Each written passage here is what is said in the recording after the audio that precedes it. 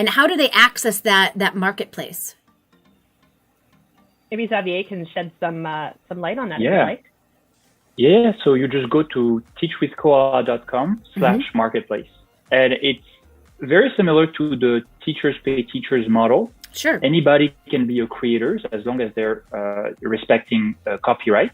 And you can publish a classroom template, such as the one that Caitlin is showing right now, to the marketplace at a price of your choice. And the Koala platform takes 15% of those sales, but 85% is for you. That's awesome. That's awesome. So again, another income stream. That's a possibility for those of you guys that are always looking for different income streams. This could be something that would definitely help with doing it. If you're creative and you love making this kind of stuff, what a fun way to be able to make money. Oh yeah. And by the way, Caitlin is very humble, but she's a fantastic creator. And all this classroom that you can see today, it was her creation, and you can find it on the marketplace. It's called the Horton Gillingham Bug Room, I believe.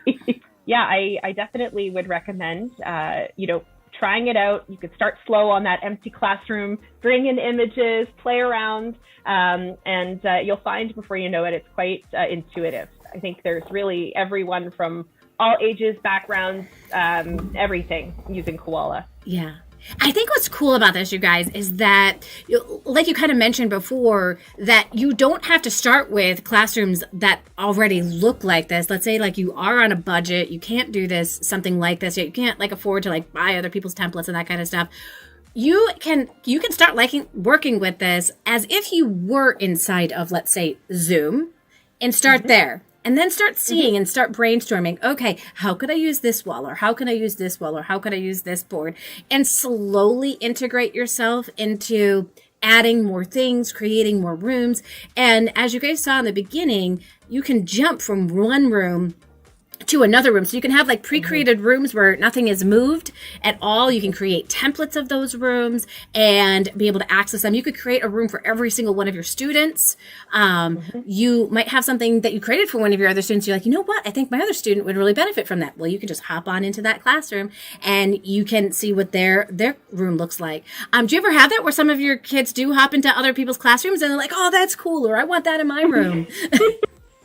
Absolutely. And oh my gosh, it's just been so much fun because you do feel like you're there. A lot of kids have really taken ownership of it. So sometimes, they'll make something or they'll build something and they'll say, you should show others. And I'll say, can they do a little tour at the beginning of your room? And they'll say, of course. So we'll bring in other students. And if they like something, they're like, oh my gosh, that sight grid wall is so cool. Then we can actually copy it. So you can copy that wall, individual wall, for example, and you can move it and paste it into there with other students. Shut up. So it literally can't be easier because you don't have to literally recreate the wheel every time. Right. You can just copy it, and it's new to your other students, and it's, you only had to really make it once in the first place.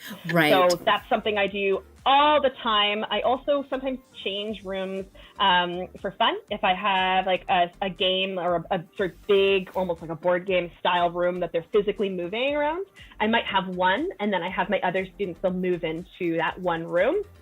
And then when they're finished the board game or that particular activity, they go back to their room. Yeah. So yeah, there's all these, layers to it, but you can also edit their room. So as they progress, along, for example, like an Horton Gillingham scope and sequence, you can change and edit, and it can grow with them, also with their age. You mentioned earlier about, sometimes older, maybe younger students for sure appreciate it, but I also have a 14-year-old who I give the choice. I say, Zoom or Koala? And I'm like, I don't mind either way, whatever you'd like. And it's just always hands down Koala. For even the oldest students, they find it so funny. We have our inside jokes.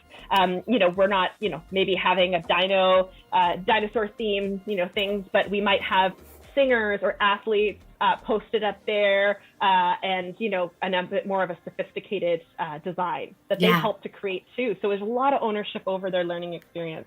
I love that.